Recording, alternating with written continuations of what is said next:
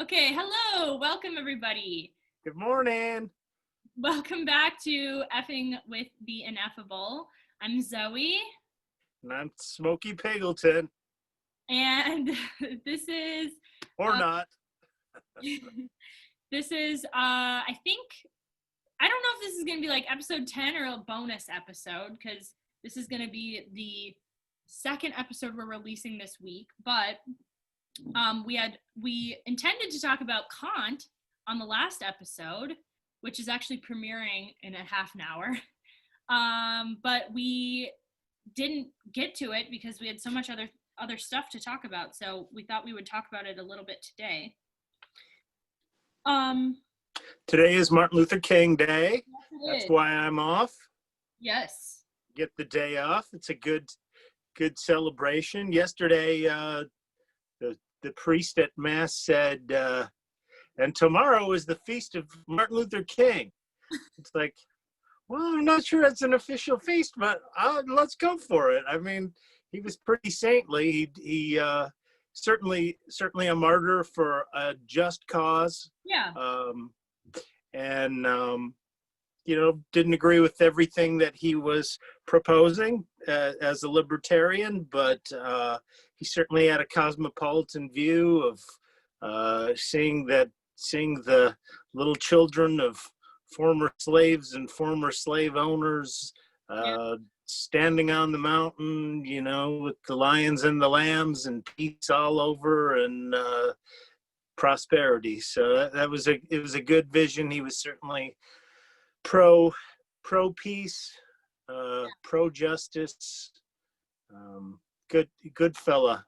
Yeah. All around. I mean, as libertarians, we recognize the inherent dignity of everybody. We recognize that we're all, as Catholic libertarians, we recognize that everybody's made in the image and likeness of God, and therefore we want, as far as the law gives us protection, the job of the government is to protect our fundamental rights. We want everybody's fundamental rights to be protected equally, right? So, right. To that end, that was definitely obviously something that a libertarian can get behind. So yeah, to the extent that it started to seep into infringements on personal and private activities, it kind of was an overreach again. Yeah. Again, it was a problem where there was an overreach. So. Yeah. But I have a lot to say about, civil rights and what are I think my husband and I were talking yesterday about civil rights, natural rights, and the kind of societal rights, that kind of stuff. We were talking about that, and I thought it was really interesting. So I think that's something we should talk about another time. One of the questions that we had was do we have a right to vote? Because obviously that doesn't seem like a natural right. It's not. It is a positive right. That's something that the government is granting to you. And if the government's granting it to you, can't they dictate the terms of? And they do. Felons often lose their right to vote. And and so it's the same thing. It's I said yesterday, if the government just said all of a sudden, okay, white people don't have the right to vote anymore, is that something that they're able to do? I mean, if they are granting you that right, they can dictate the terms. But let's talk about that another day, because I think there's a lot there. But so let's talk about Kant. So last time we kind of started talking about stoicism, cosmopolitanism, and that kind of the influence of Stoic philosophy throughout time. And one of the people who was influenced by Stoicism was apparently Immanuel Kant. So the main two things we're going to be talking today are a article from libertarianism.org called A Kantian Case for Libertarianism. This is quite a long, I don't even want to call it an article. I would say it's more like an essay. Yeah, I would too. It's really just chock full of good stuff. Yeah, I took 2 pages of notes on that, and was very informative. Me not being any kind of formally philosophical person, it was interesting to see all that stuff, and some good basic ideas that are, the thing that philosophers do is the same thing that lawyers do, is and doctors, I suppose, to some extent, is they obscure reasonably clear ideas in a miasma of jargon. There's all kinds of different words for things that are like, oh, I know what that means. Yeah. It's funny because when I was in school, so I had a double major in school. I was philosophy and zoology, which is just an offshoot of biology. And one of the hardest thing about like my philosophy classes was just reading these long passages of things. And it's like, it was hard for me at the time, especially because, I was younger. I had less experience and I had read less things and less knowledge. It was hard to sometimes figure out, like, what are they even saying? Because it's just so, especially if you read somebody like Heidegger, who, it was writing in German, and he would kind of create these very long words that you're trying to translate, and you're trying to figure out these ideas, and it's extremely complicated. But being within the world without actually being. One of my professors did this thing which I really appreciated, which he would say, like, when we had to write papers for him, which we had to do a lot, he would make us say, argument, write down your argument, then say, like, here's like my reasons for arguing this, here's a reason against it, and then you have to counter argue those arguments. And he would be like, you have to make it crystal clear, because the point of philosophy is, like, you are trying to relay these incredibly complex things, and sometimes, like, in writing, philosophers of history have not been very clear. But, like, if you have a good thing to say, you should just say it, because you shouldn't try to, like, basically, like, sugarcoat a bad idea in a lot of flowery language. You should just say it and make your argument. As best you can. However, based on the title of our show, there are certain things that are very difficult to express in language. It's very difficult to get all the nuances and all the meanings that are captured in some of the things that we think and feel, and be able to express those. So I can understand how you would, develop words that really don't seem to have any, like the je ne sais quoi, that it's like, well, what does that mean? It means what it is. It's that. It means I cannot put it into words. I mean, yeah, that's what we're doing on this show, is we're messing around with ideas that are incredibly complicated, but hopefully to bring some clarity out of those things. So let's talk about okay, hold on real quick. Before we start on Kant, I wanted to make a note. So we've been getting some more viewers and subscribers on our channel, which is really nice. And we're always happy if we can, like we said, parse out some of these complicated topics in a way that people find enjoyable or clarifying or whatever. But over 65% of the people who are watching our videos are not subscribed to our channel. And not that really. Why not? Does it cost anything? It does not. It's totally free. It's free? And it's not that we really subscribe twice then. Come on, what are you waiting for? We don't care about subscriptions as far as, like, making money. I don't even think we have ads on. When you say we, you mean you don't. My dad. I'm all about the Benjamins. You know me. We're capitalists by nature.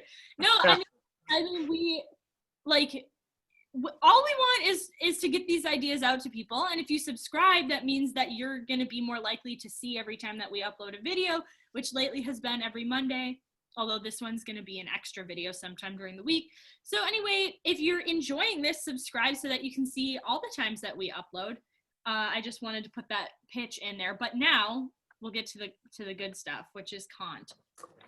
The Kantian case for libertarianism, based on that article from libertarian.org, which I subscribe to. I get emails a couple times a week indicating what new things are on their website, and I generally find them to be pretty engaging and pretty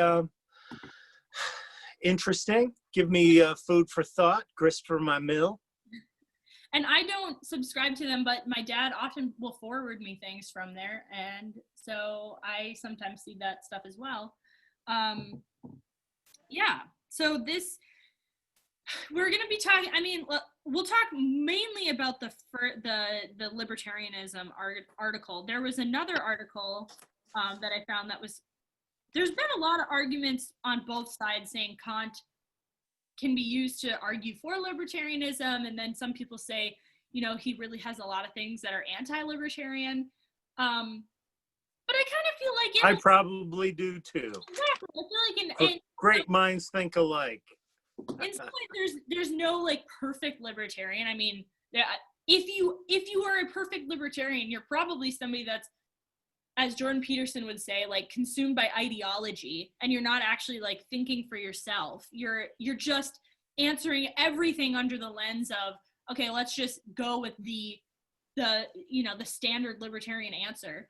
And I mean, maybe some people come down on that all the time, like on that side all the time in good faith. But I don't know. So anyway, I think it's good to talk about people whose ideas can be sometimes libertarian and sometimes not libertarian. Even, we're not libertarian perfection. It's difficult to live purely libertarian in a world where everybody else is not libertarian. Yeah. It's kind of like when Jesus had his transfiguration, and Peter was like, let's build a tent up here. I want to hang out here where things are clear and pure and beautiful. And Jesus said, no, we're going to have to go back down the mountain and get killed. It's like, oh. Yeah, like that's, really? I wanted to be a pure libertarian. Now I got to go and mix it up with other people who are maybe not like-minded. Oh, well. Yeah. Well, and it's funny you say that, because like so Kant's probably greatest idea that most people would know, if they know anything about Kant, would be his categorical imperative, right? The categorical imperative is the idea that, so Kant was, from what I understand it, people have made arguments on it from different sides, but from what I understand it, Kant was trying to bring morality into like a secular worldview, right? Like he was trying to say, how can we make a secular morality that's not based in God? Now, whether he wanted to do that because he actually didn't believe in God or not, I think is sometimes debated. I personally think he actually did have faith, but he was still trying to do this for people. But anyway, I don't probably know. He was trying to base it entirely on reason without any, appeals to faith. Yes. Which is good. I mean, he basically said, you can get to God through reason, or you can get to God through faith. Either way, if God is there, you're going to get there through whatever process you take, as long as you take it, with a good heart. Yeah. So he made this thing called the categorical imperative, which he phrased a couple different ways, but one of the ways is basically always act in accordance with that which you wish to be a universal maxim. So do unto others as you would have them do unto you. Kind of, but more specifically, do unto others in a way that you wish all people would do all the time. Like that can be universally applied, basically. Yeah. which is a little bit different. But the thing that I was going to say is when you say like, you know, we live in a world where other people aren't libertarians. I talked to one of my professors one time. I was learning about the categorical imperative, and I was like, okay, but that kind of only works if everybody does it, right? Because if you're like, well, I'm never gonna steal, I'm never gonna lie, I'm never gonna do any of these things, it's like that kind of only works if everybody else is living by that morality, because otherwise you just get taken advantage of. But again, you have to be the change that you want to see in the world. That's kind of what I get from the categorical imperative, is that you have to set the standard. Whatever you do, you're saying, I'm doing this, and if I'm proclaiming this to be good, then I'm saying that this is how I want other people to act in relation to me as well. You know, so it's a good thing. It's kind of the golden rule. I mean, when you boil it down to a certain extent, there might be a little more to it than that, but you don't have to complicate it too much. Every kid should be able to learn that in kindergarten, right? Keep your hands to yourself, sit down and shut up. Come on. I mean, that's what I try to teach my kids, is like, my kids like to hit each other because they're little, and when they get mad, especially my little one who's like 21 months old or whatever, I mean, when she's mad, she doesn't have the words to say it, she just smacks her sister because she gets mad at her, and like my message conveyed. And her sister will sometimes hit her back, and I'll say like, listen, you don't like it when she does that to you, so you don't do it to her. I mean, that is the categorical imperative, like, in a nutshell. However, hitting somebody back after they hit you may well be exactly the categorical imperative. Defend yourself may be okay. I mean, on Martin Luther King Day, we're talking about pacifism, and you don't sin against those who sin against you. You know, if somebody slaps you in the face, you turn the other cheek. That's a great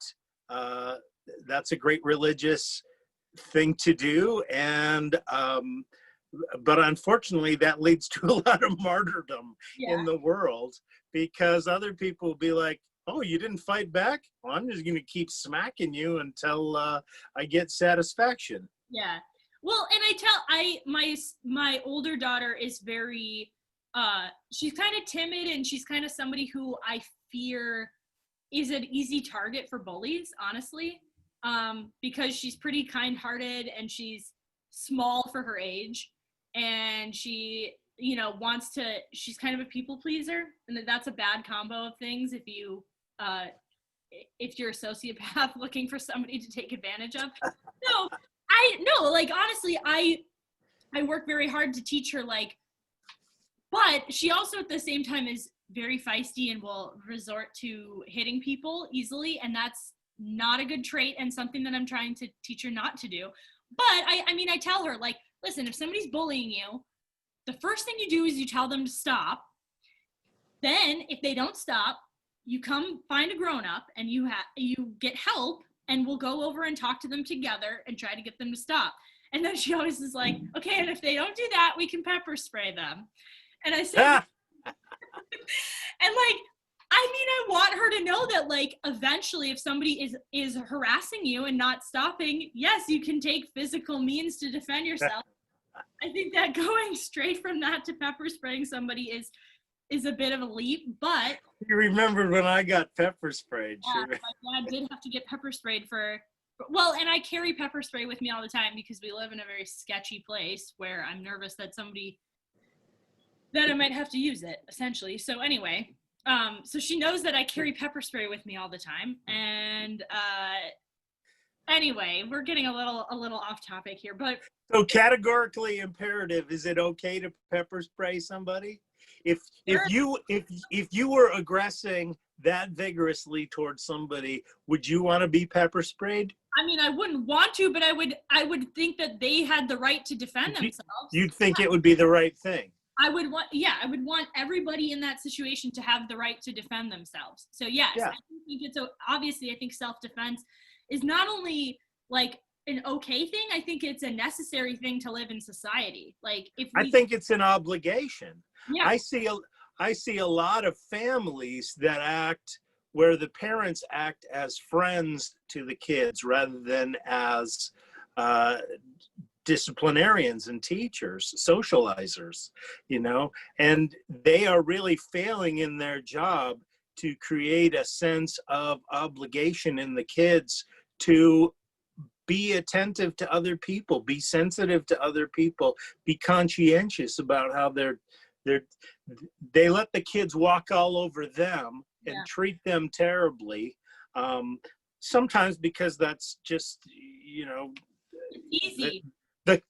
And the classic is, I mean, that it's somebody who probably has been abused as a kid, comes up and doesn't know how to stand up for themselves, doesn't know how to, you know, and defend their space, their boundaries.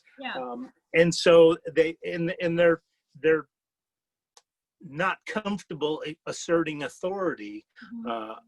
But people need to learn how to live with authority in this world. I mean, you know, like we were talking in the past about anarchy. It'd be great if there was no need for authority, if everybody was just going to behave themselves. But again, that's kind of not the world we live in. And so we do need to have rules, and we need to have a way. The unfortunate thing is, if you have rules, there's got to be somebody in authority to enforce those rules. There's got to be some kind of way of enforcing that. I don't know if it's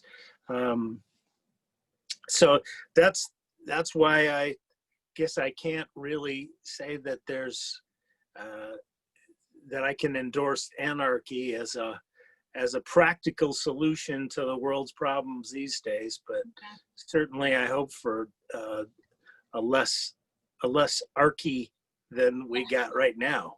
I feel myself as we progress in this show, I feel myself being drawn more toward anarchy, but right now I'm not an anarchist. And when we're, you know, talking again about like raising your kids, the point of being a parent ultimately is to, I mean, as a Catholic, the point of being, I guess, even if you're not a Catholic, even if you're just a person living in the world, the point of being a parent is to prepare your kids to be in the world, right?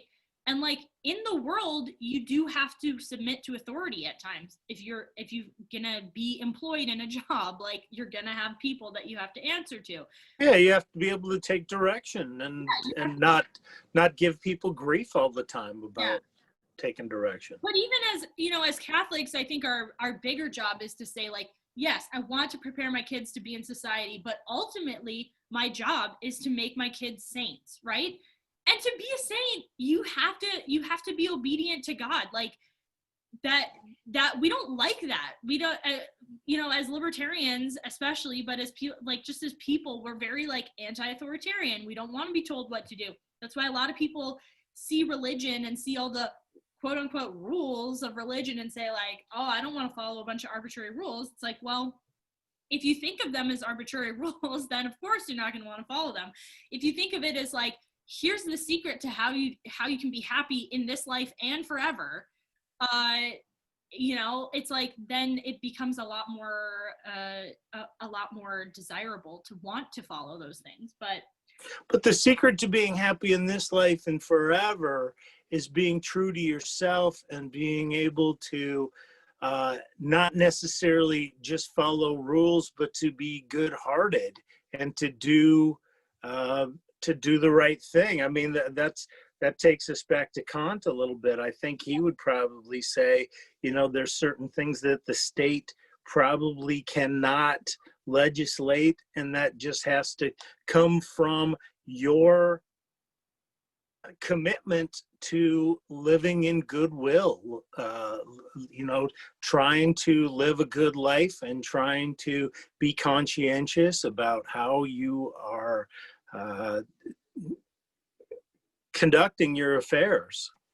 So yeah, we were talking about the how the job as civil parents is to help our kids to be able to get along in society. The job of Catholic parents is to get your kids to heaven. Yeah. So and that may or may not, a lot of times those things are not necessarily on the same plane. And so what takes precedence? It's always got to be the precedent that love and mercy are more important than justice sometimes, that you got to figure out how to let things go and bear with other people and be forgiving and forgive others as you want to be forgiven. Even when they've done something wrong, you don't necessarily always hold that against them. You try to move past it. So there's not going to be justice in this life. Like no. Like one of the things I say to my kids constantly is, life is unfair. Like, things are unfair, and if you need to get a grasp of that idea, because that's going to come up all the time in your life. And like, the sooner you can accept that life is unfair, but we need to strive to keep going despite that, and we have the hope that there will be justice in the end, but life isn't fair. So it's acceptance and commitment. You accept that things are not necessarily perfect, but they're okay, and you're committed to making them better. You're committed to looking for ways to live your life in good faith and make things go better. And you're committed to a program much more than just following feelings all the time. Yeah. Because sometimes you can be offended, and later on it's like, I got offended, but I really needed to hear that. That was something that, it felt like a slap in the face, but it was actually somebody wiping the dirt off my eyes. Yeah. Or sometimes you can get actually, hurt in a real way, maliciously, but you can learn something from it.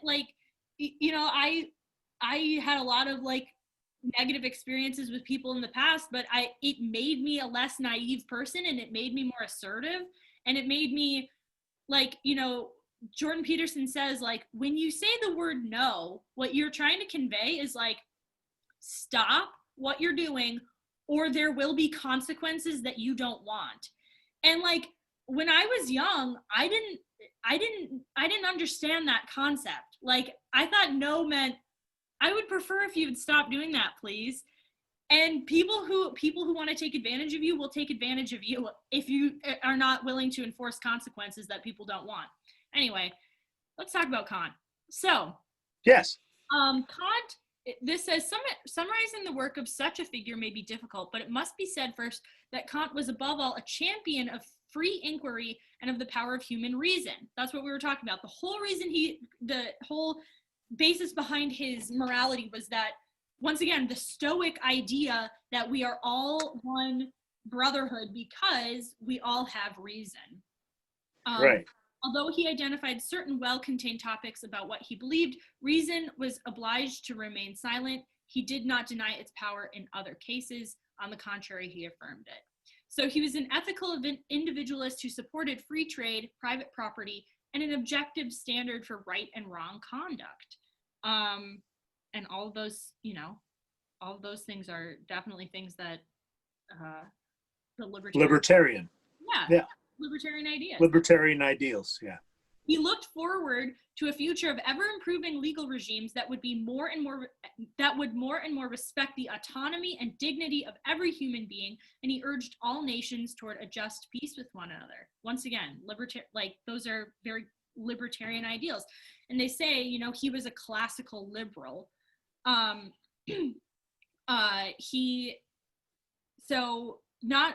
Not only that, but even in the places where Kant diverged from what we would now call libertarianism, one might argue that he did so in spite of his deeper philosophical commitments rather than because of them. So basically, this article was arguing that Kant, somebody trying to follow Kant's moral system could even be more libertarian than Kant was himself. He definitely left the door open to more libertarian developments of his own philosophy, which is a good thing. Getting back to kind of how he developed this categorical imperative, because I think this is such an important idea, and this is really the whole crux of his philosophy comes down to the categorical imperative. He demonstrated that while other ethical systems rested on what he termed hypothetical imperatives. Hypothetical imperatives are statements of the form, if you want X, then you must Y. Statements of this type inevitably derive their moral force from the listener already preferring the stated outcome of X. So, for example, if you want to be a lawyer, you have to go to law school. Now, if you don't want to be a lawyer, then you don't have to go to law school, obviously. So, hypothetical imperatives may tell us a good deal about the means to attain a particular end, but they can tell us nothing about, for example, why we have the ends in the first place. They also won't be useful in all times and places. Some people faced with different circumstances or possessing different values will not find X a compelling reason to act. How can we ever find common ground, not just with some people, but with all people? So what is the thing that we should all desire in all circumstances? What is the thing that is never wrong to want? The answer, Kant said, was a good will, which I think is interesting because, like, if I'm just thinking about the categorical imperative, I would think, like, okay, what is the thing we all want? We all want, like, our rights preserved. We all want our dignity respected. But he didn't really, like, put it in that way. He said the thing that we all want was a good will. The cultivation of a good will. In the moral realm, yeah, that's true. Yeah. Yeah. The cultivation of a good will and the subsuming of all other desires to the development of a good will was for Kant the work of ethics, the end toward which all other ends pointed. Conscious, rational inquiry about the good was in itself the highest good we might have, and all acts that tended to encourage or manifest a good will were for this reason to be counted good as well.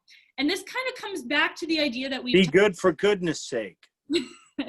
And we've talked about this before, like, what is true freedom? Like, true freedom is the ability to choose the good, right? Like, it's not just the ability to do whatever you want, it's the ability to choose the good. And I feel like that's kind of what he's saying. Like, if we want to be really truly free, we want to have a good will so that we are able to, sorry, something just popped up.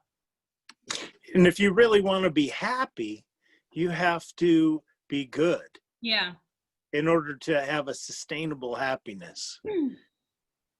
Yeah. So. I mean, that's definitely true. So crucially, the good will is premised on our capacity for autonomy, which is something libertarians are big on, a word that Kant used to denote our capacity to set forth ethical rules for ourselves.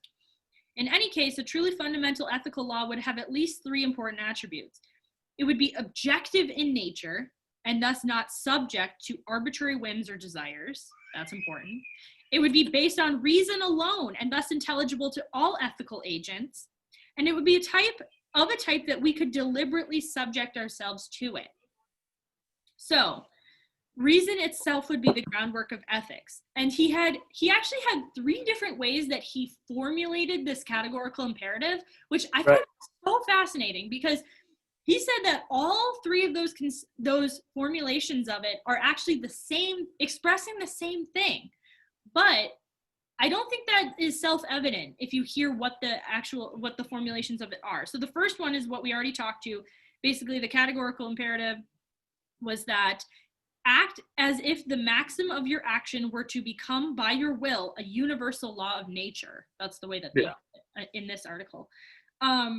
Which, I mean, I think that makes sense. I think, like we said before, you want to act in a way that if everybody acted in that circumstance, you would want them to act as well. You'd be good with it. You'd be good with it. Yeah. So, like, an example of that would be, like, if it kind of just makes sense if you think about like lying. He actually thought lying was one of the worst things you can do, because It is, yeah. your goal, and I totally agree. I am very anti You lying. can't lie with a good will. Well, and just think about if everybody lied all the time, we couldn't function as a society at all. Because when you say words to another person, especially like if you have contracts with somebody, like if you're making a relationship with somebody, you have to like trust at some level that the words that they're saying are true and that they are going to hold true to that. Because if you don't, like, society just breaks down instantly. Like we just can't have a society where, same thing with like stealing. If everybody stole from each other all the time, I mean, we would have like, you know, dystopian, like a dystopian world really quick, where like you can't trust anybody else. There's no point in like trying to make a business because you know that somebody's just going to come along and steal your stuff. There's no point in trying to create anything because it's not going to be yours, or, you know, not going to be respected. Yeah.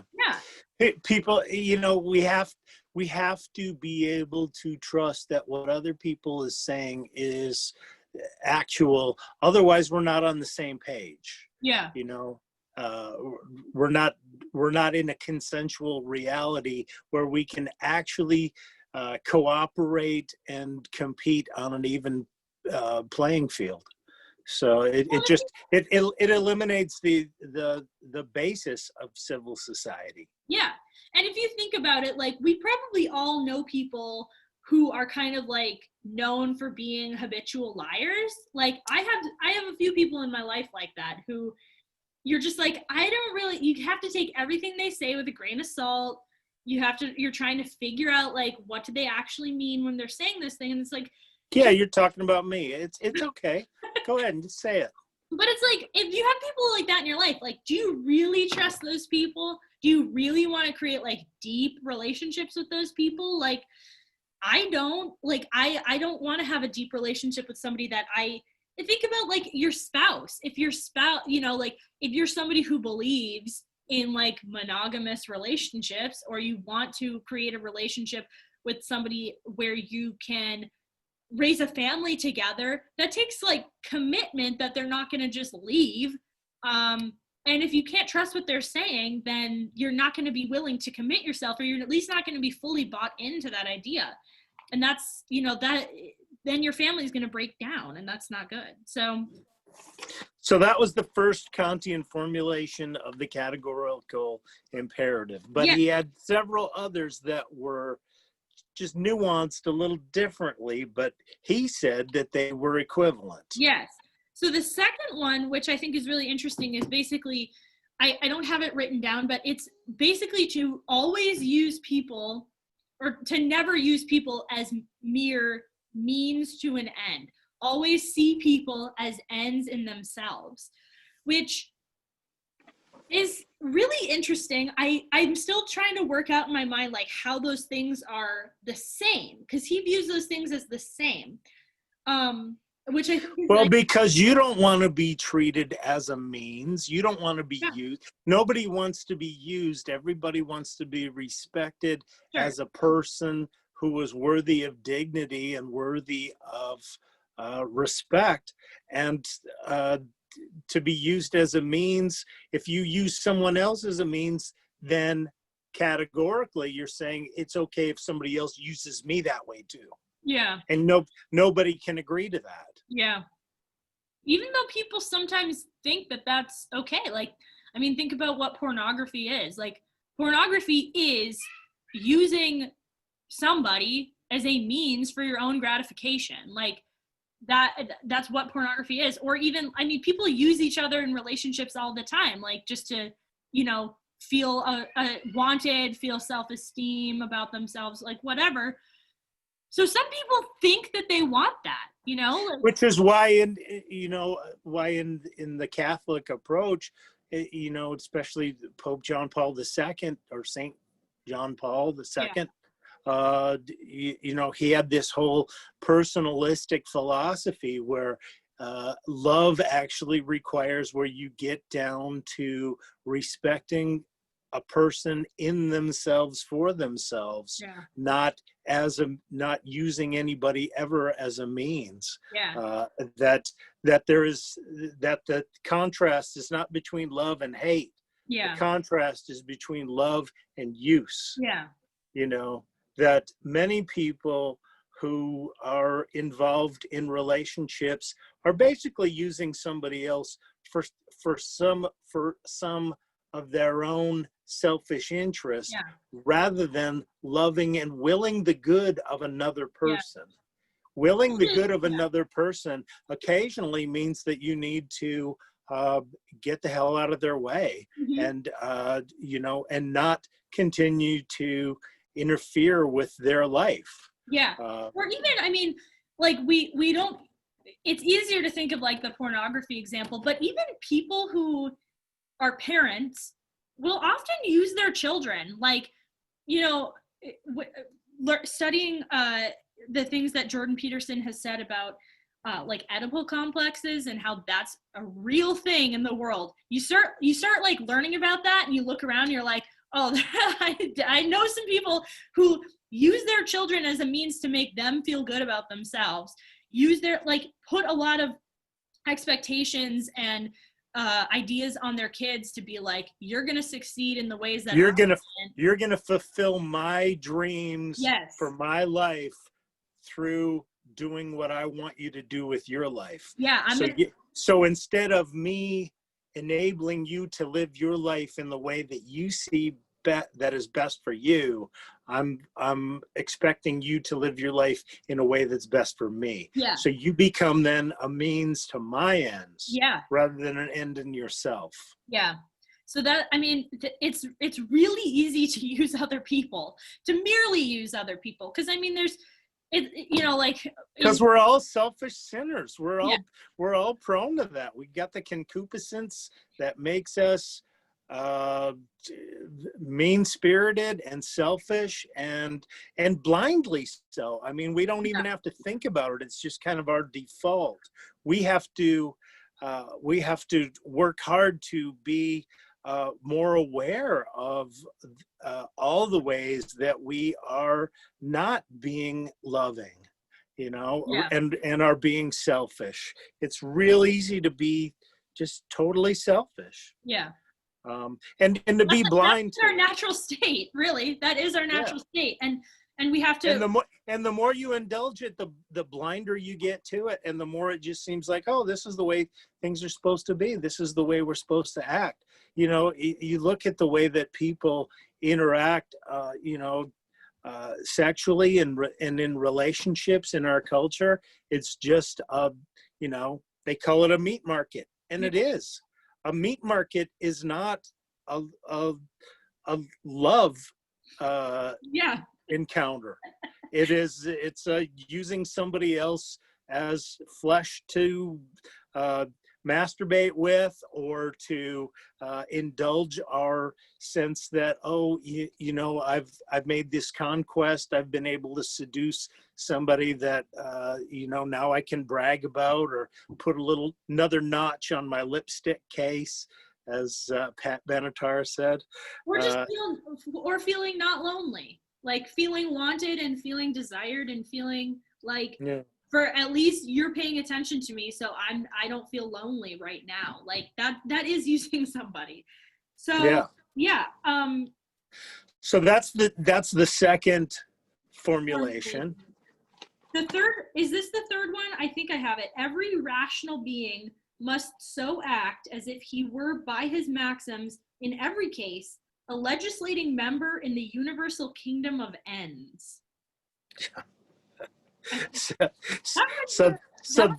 that's where it starts to become like, okay, if you read the first two parts, you can kind of see how he got to that third part. Yeah. But if you start at the third part, it's like, what? Yeah, exactly. What?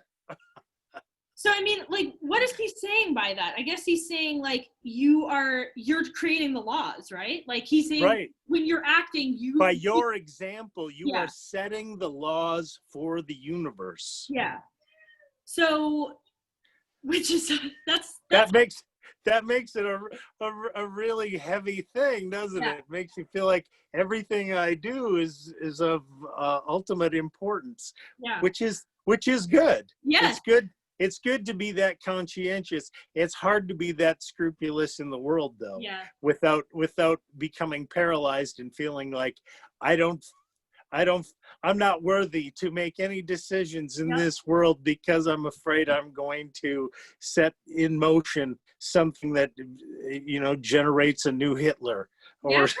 I mean, like, so honestly, like, I am somebody who, first of all, I'm a melancholic personality, so I'm extremely driven by like an internal morality, but I feel like the morality that I try to live by is truly Kantian ethics, like never treating people as means to an end and always trying to act in a way that I would want everyone to act. And that's why I'm the kind of person who will sit in the grocery store and look at 2 cans of tuna and be like, this one is like, this one's more ethically sourced, but this one's cheaper and I'm on a budget. And it's like, I am the kind of person who gets paralyzed by every decision, even what kind of tuna to buy at the store.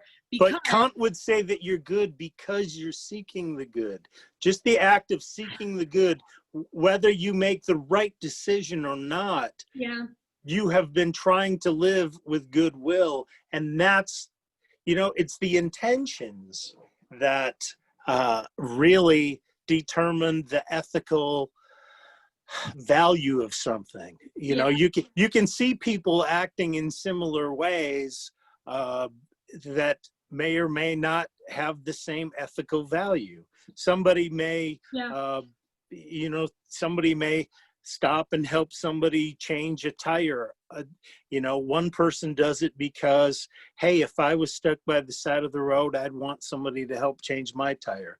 The other person maybe does it because they're hoping that if I do this, maybe the person will like me, or maybe yeah. the person will offer me some recompense, or maybe, I'll get something out of it.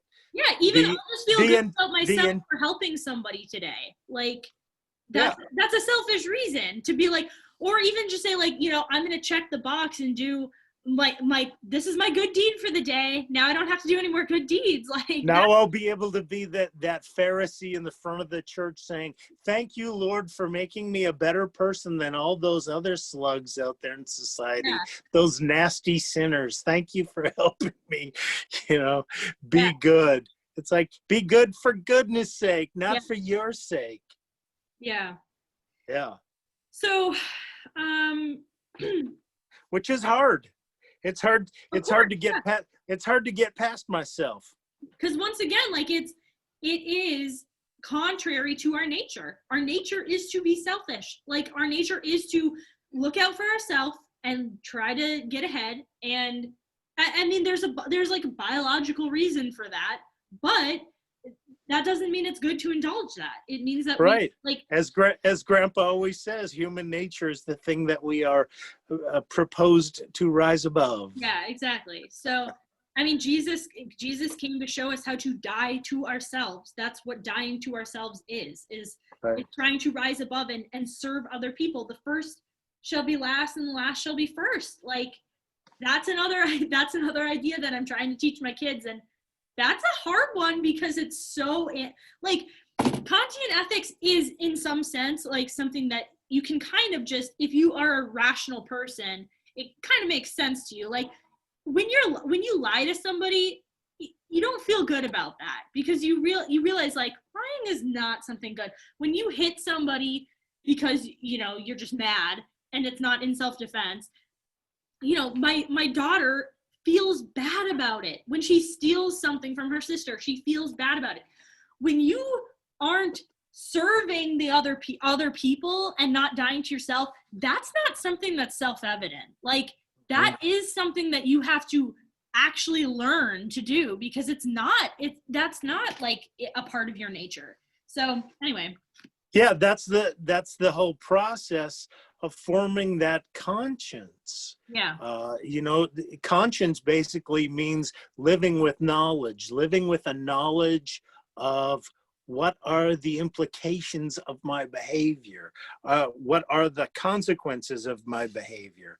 And, you know, when you live with conscience, you're thinking about consequences. You're thinking about implications. You're asking yourself, is this the way that I want everybody in the world to act? If everybody in the world act this way, would I like that? Would I be cool with that? Or Yeah. would I be like, oh, what did I do? And it's fun when you're a parent, because maybe you're used to talking a little coarsely with your adult friends, and then all of a sudden you say some things and you hear your kids say, dang it. Yeah. And it's like, oh, it's not cute when a little kid says curse words. Yeah. You're like, oh boy, now I got to be more conscientious about that. Yeah. Or even just like, yeah, that happened to me this week. Like, even just saying, I know, that's why I brought it up. I know, even if it's not me who's saying it, or even like, you know, I watched a YouTube video where they swore and my kids overheard it. It's like, I have to be really careful about what I expose my kids to, because they pick up on everything. And yeah, it's hard And to it's be conscientious. monkey see, monkey do, which is exactly why the categorical imperative is so powerful, is because people do tend to act in a way. They treat others the way they've been treated. They act in a way that they've seen other people act. And setting that example is huge. You know, the power of an example is much more powerful than the words you say. Seeing how you conduct yourself is what kids base their behavior on. Which You know? sucks, because it's way easier to say do this than say follow my example. Like that. They are the magic mirror of the examined conscience. Yeah. All the time. They're walking around showing you. It's like, oh, is that what I did? Is that how I was acting? I guess it was. You know. Yeah. And then you see that and you say, oh, I guess I got to do better. That's the great thing about kids. They make us be better. Oh yeah, that really is, and truly. I mean, they're also good ends in themselves. Just like enjoying them and seeing them, and like just getting to watch the splendor of who they are. But yeah. They also can be a tool to help you be a better person. Like yeah, and our friends a lot of times are, you know, they're too charitable. There's something just brutal about a kid emulating our example that makes us realize, oh, that's not the example I want to set. Yeah. My friends might put up with that, but that's not how I want to see everybody acting. Yeah, for sure. So let's, I have a million more notes, but I don't think we should go into all of it. Let's just talk real quick. So like, you know, there's a lot of implications of the categorical imperative, that as like from the libertarian side of it, like one of the notes that I was saying was, you know, if you actually made a government based on this categorical imperative, it would never be permitted to order individuals to build a bridge or go to war or even pay taxes. Doing so would itself constitute a violation of the categorical imperative, because it would treat the citizens merely as a means toward a greater end, the end desired by government planners. Just as no individual could consistently possess a moral power to command others, so too no government could possess it. And it's like, boom, like that is ultimately why you could make a great libertarian argument from a Kantian perspective. Like, if you're not using people as means to an end, then you can't just like submit. You can't, once again, when we talked about why we are libertarian, we're libertarian because every other system of government uses people as slaves to benefit the goods of their labor, to benefit other people, right? Without their consent. And that's using somebody as a means to an end. Like, that is why it's wrong. Isn't that the nature of government? The nature of government means you subjugate individual liberties for the greater good to some extent, always. So you're always treating people as a means to an end rather than an end in themselves. So I guess I think every state requires that. And that's why anarchy is probably the ideal. But in the real world, there are times when as I was reading that, I was thinking, politicians, you can look at them, and again, you have to take into consideration what their motivations are. Yeah. I don't know if you remember when Grandpa had cancer a couple of years ago, a skin cancer. He came home one day and he said, my neighbor took a knife to my nose. Oh, yeah. His neighbor's a dermatologist and was, scraping some cancer cells off of his nose. And it's like, well, if you put it that way, it sounds like an assault. Yeah. If you say my neighbor helped to rid me of my cancer, so what was the reason? Yeah. His neighbor took a knife to his nose. What was the basis? Was it because he was a surgeon or because he was a butcher? Was he doing it for his own ends or was he doing it for Grandpa's ends? Yeah. And in terms of civil society, we have to be able to subjugate some of our own desires and sacrifice those. What did you say before that you need to, what did Jesus say? That we need die to ourselves. Yeah, die to ourselves. We have to die to ourselves a little bit in order to live in a community.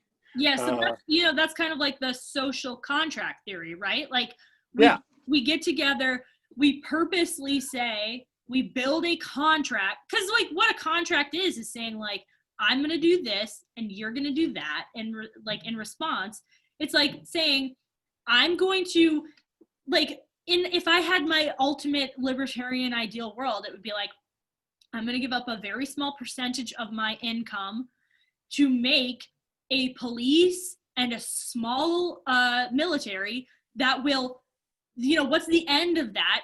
It is to protect the rights not only of myself, but of everybody in the country. And I mean, like, you could definitely make an argument that that's not using somebody as a mere ends, like, especially if it's in line with what I actually want, right? Like, it's not like spending my money to get something that I want isn't using it, that's not using myself as a mere means to an end. Because I am the end, and like the end is to protect my rights, right? Like, but I think that it just gets complicated when you can say, well, okay, well now we can start using that justification for lots of different things, like which the government always does. It's not like the government's just saying, okay, we're gonna just do whatever we want and take all your tax money. Like, their justification is always like, this is for the good of people. This is for people as ends in themselves and whatever. Right. Obviously, that's a misapplication of this, or at least in our view, it is. So it's complicated, but I think that that's, you could definitely make libertarian arguments from a Kantian ethical standpoint, which I think is interesting, especially, like the military, like not having a standing army and that kind of stuff, and not taxing people. Because because the government always uses people as a means and not as an end. Yeah. Even in the most perfect government, there's going to be infringements on individual liberties. Every choice that a government makes is one less choice that a person can make. Yeah. Every law that a government puts down removes the ability of the person to decide for themselves. Yeah. So, yeah, I have more notes here. I'm just seeing if I want to talk about any of them. I don't know. Let's talk about. Well, he talked about some interesting stuff. Justice. He said that in terms of justice, the innocent must never be punished. how do you apply that? How do you apply that in a real world where judgments are going to be faulty? What is the acceptable level of error and intrusion as far as justice? You Yeah. know, and how far can you go? Which is that's your argument against the death penalty. Because if you even know? one person, if one innocent person, if we put them to death, that feels like too much to me.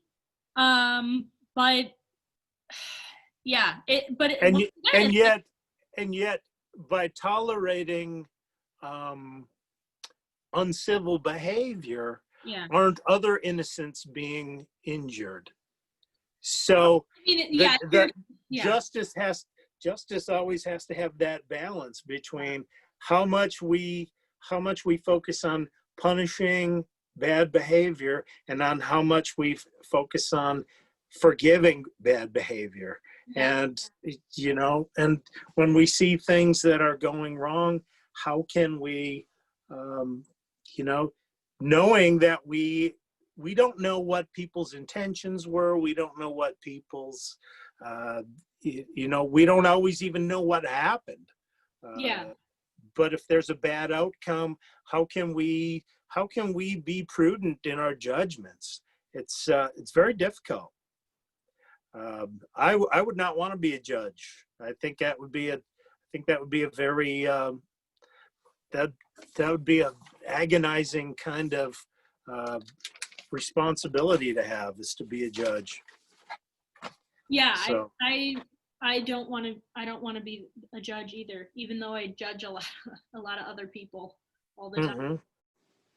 And those human errors in reasoning, even when you make reason the basis of everything, that's fine, except in the real world application, there are always going to be certain, what I wrote down is, does categorical imperatives ever generate hypothetical horror? Yes, it does. It generates hypothetical horror because human reasoning is faulty. Things get misunderstood. There is imprudence in how things are applied. It reminded me of the movie The Missionary. Have you ever seen the movie The Missionary? No. It was a pretty good movie from back in the 80s. Robert De Niro plays this Spanish, I don't know if he's a conquistador or what he is, but anyway, one of the scenes showed these priests baptizing these savage, savage children, and then the kids were immediately killed, with the rationale being, we want them to die in a state of grace. And so the only way to protect them from falling back into sin after being baptized is to kill them. Yeah. I mean, there is a basis of reason there, but it horribly misses the point. Yeah, exactly. Well, and that's why hypothetical horrors yeah. can generate from categorical imperatives. It's like, do we all want to die in a state of grace? Absolutely. I hope that I can die in a state of grace. Yeah. Does that mean that right after confession, I hope that somebody shoots me? No. Yeah. I mean, one of the other, like, if you take an intro to philosophy class, something that people will always bring up to argue against the categorical imperative is like, lying is always wrong, right?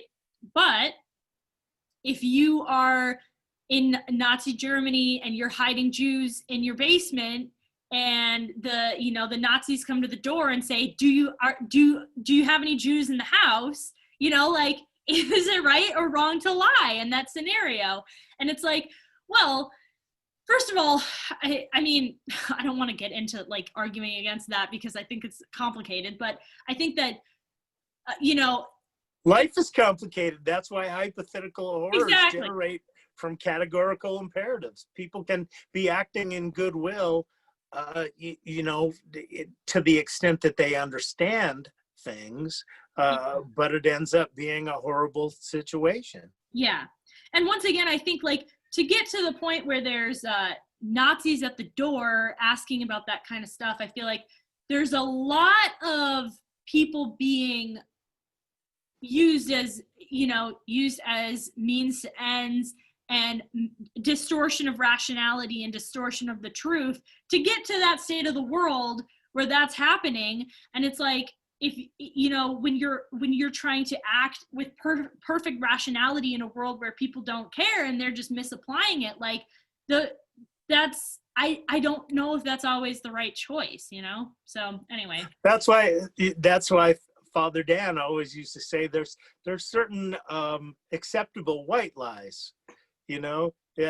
Somebody comes to the door and they want to speak to your parents. Your parents don't want to talk to them. You say, well, they're not in to you. Yeah, or they're not available. They're not in right for now. you. Yeah. There are no Jews that I want to claim in your presence. Yeah, exactly. So, but you don't have to speak that last part out loud. Yeah, you can just say it in your head. Yeah, none that I want to report to you. You're conveying to them exactly what you want to convey to them. Yeah. Without speaking the whole truth. Yeah. And is it okay to not say the whole truth to people who are approaching you not in good faith? Absolutely. Yeah. Well, and once again, like, yeah, is it wrong to lie? Of course. But is it also wrong to turn over innocent people who are going to be killed just because of, the fact that they're a Jew? Like, I think that that's also obviously something that we want to morally say, like, universally say is wrong. So it's like when those two things come in conflict, you can't just say like lying is wrong in every situation, no matter what, because sometimes you're going to be conflicting against another thing that you think should be universally applicable. I think it's always wrong to utter an untruth, but it's not always wrong to not tell the whole truth when to do so would injure somebody. Yeah. I mean, that's part of the 12 steps of recovery too, is that, you try to make amends, except in such cases where it would cause more injury than it would cause reparation. Yeah. So. I think it's a Buddhist principle about like, maybe it's not a Buddhist principle, but there's some sort of philosophy where it's like, before you say something, like, is it true, but also is it helpful? Because there are lots of true things you can say that aren't helpful. And sometimes those things just don't need to be said. Like, you don't have to just be putting, because, there's the idea of white lies, which I don't really like that concept. There's also black truths where, something's true, but it's hurtful. Like, so, yeah, I don't know. Did we talk about Kant sufficiently? I think we've been talking for a long time. Is there anything else you wanted to say about him? I mean, from like a Catholic perspective, I think Kant had a lot of good things to say. I think a lot of the, it's like we said, it's almost a variation of like the golden rule, treat others as you want to be treated. I think that, and more sophisticatedly, it's more of it's a secular version of Pope John Paul's personalistic philosophy. Yeah. That every person needs to be recognized as having dignity because they're made in the image and likeness of God, and because persons should always be loved and never used. Yeah. That's kind of the boiling down of Pope John Paul's philosophy into like one simple sentence, which obviously the book was a little thicker than that. Yeah, exactly. Love and responsibility. Yeah. And I think like, Kant gets so many things right. I think he obviously, like, if you're trying to get the fullness of truth and the fullness of like what Jesus came to tell us, you're not going to get it all from the categorical imperative. But if he's bringing truth, he is definitely grasping on something that's true.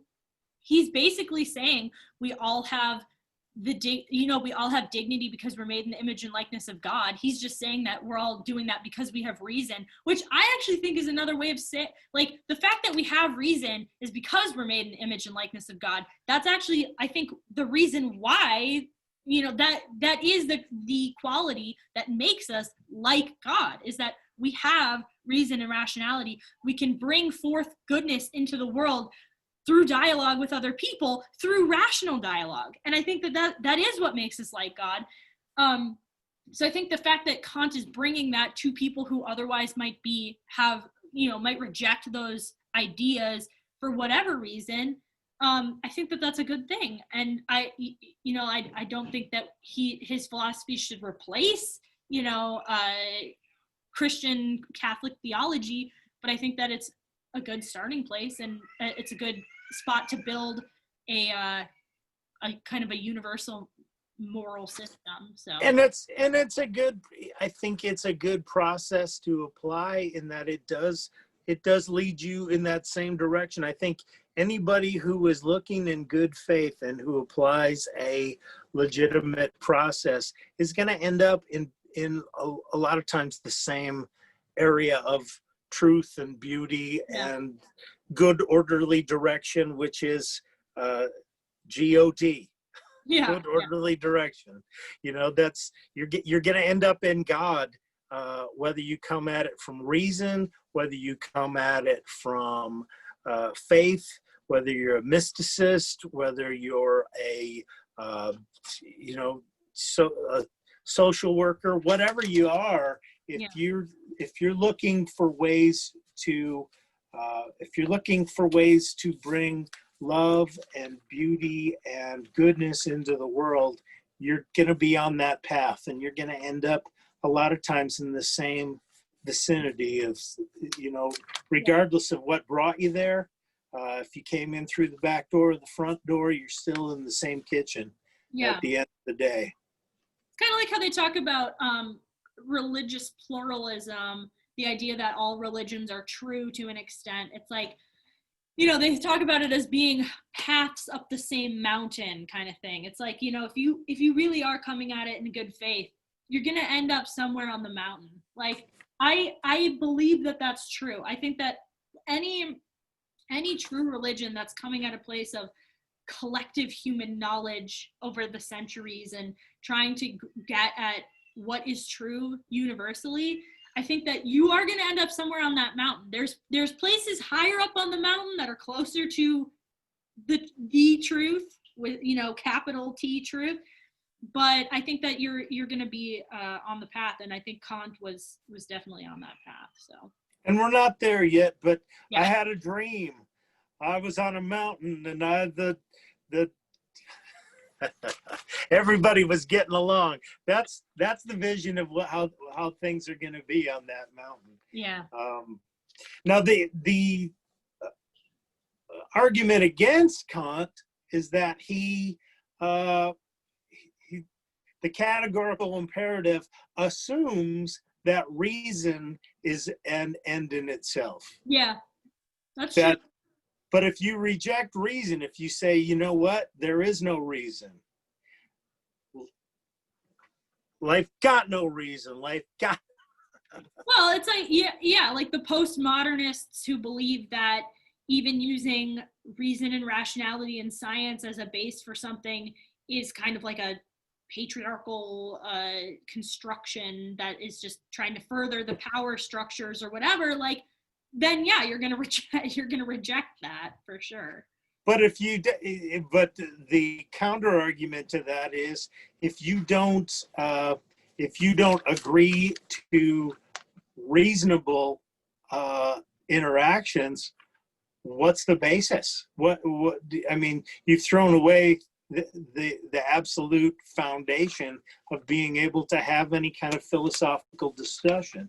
If you say, I reject any reasons, it's like, well, if you reject all sense of cause and effect and rationality, how can we have any kind of conversation? How can there be any social interaction of any value? We can't have a society at all. If that, Right. yeah. We're all just living in our own heads and doing our own thing, and maybe that's okay. But it, it tends to it undermines the communion of persons, Yeah. which is that that's what Catholics, we're called to be, a communion of persons, Yeah. a loving interaction with other people. We're called to love each other, not just get along, not just to be in the same vicinity, but to actually love one another. We're called to actively be engaged in that. We're called to actively correct one another. Yeah. So we're supposed to infringe on other people. It's not really friendly to let friends don't let friends drive drunk. Friends tell friends when they're over the line. Yeah. That's the loving thing to do. Yeah. It's not loving to just say, well, you be you, you do you, you go. It's like, no, if how I see you going is something that concerns me about your ability to live a good life, I'm obligated to say something. Yeah. It's a work of mercy to to counsel the doubtful and instruct the ignorant. Yeah. Because once again, loving doesn't mean just accepting somebody for who they are. Loving is willing the good of another, meaning you're not just going to let somebody be themselves all the way to hell, because that's easy to do. It's saying, like, for your own good, you need to shape up, because I see the potential in you to get to heaven, because we all have that potential, but you are not living up to that potential and just accepting that that's the way you are, and I love you just the way you are. Like, when parents tell their kids, I love you just the way you are, it's like, yes, I love you for who you are, but I also see the potential in you, and I want you to reach that potential, meaning I want you to be a saint. I don't want you to just be who you are right now. My daughter at 4 years old has a long way to go. I have a long way to go. Like, we all have a long way to go. And I don't want anyone. I'm already standing on the mountaintop. I'm about to evaporate into glory. You're up there at the Transfiguration where they wanted to build the tent. That's where you already are. Yeah, like we're all somewhere on that path, but we can't just say, okay, you can just sit down and take a rest now. Like, no, right. We have to keep going because we're not there yet. And that's how God treats us. Scott Hahn famously, or at least it's famous for me, I really liked his statement that God loves us just the way we are, but he loves us too much to let us stay that way. He continues to provoke us to grow. Yeah. He continues to provoke us to realize our sinfulness and to constantly look for ways to examine our conscience and to live in more and more degrees of goodwill, to get better and better, to get worthy of heaven, to be perfected. They talk about how often should you go to confession. How often do the popes? I know Pope John Paul II went to confession every day. Yeah. He was able to find things that he continued to need to work on every day. Yeah. And he seemed like a pretty cool dude to start with. Yeah. I don't know that you'd think that, but relative to God, God's ways are so higher than ours that we have to continue to say, Lord, help me to be better. Help me to be better. Yeah. Every day, there was a hypnotist named Emile Kuh who worked back in the days of Freud, and he believed that one of the best therapeutic processes would be to just get up and every day tell yourself, and kind of visualize, and now they're calling it manifest in the world, this idea that every day in every way I'm getting better and better. And you say that to yourself several times in the morning and several times throughout the day. And the more you say that to yourself, the more that becomes the reality in your world, because you're focused on, Yeah. how am I getting better? In what ways am I getting better? In what way is this action pushing me to be better? So in a way, that's kind of like a basis for a categorical imperative too. How am I pushing myself to be a better person now? Yeah. So that self-hypnosis, Yeah. whether it's true or not, it becomes true. Yeah.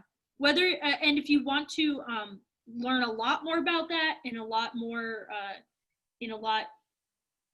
way that's much better explained, read like Jordan Peterson's 12 Rules for Life and his upcoming book, 12 More Rules for Life, which I haven't read yet, but one of the rules in that book is, I think it's basically like, think about the person that you can be, or think about one thing that you can improve on and aim like fully at that, basically.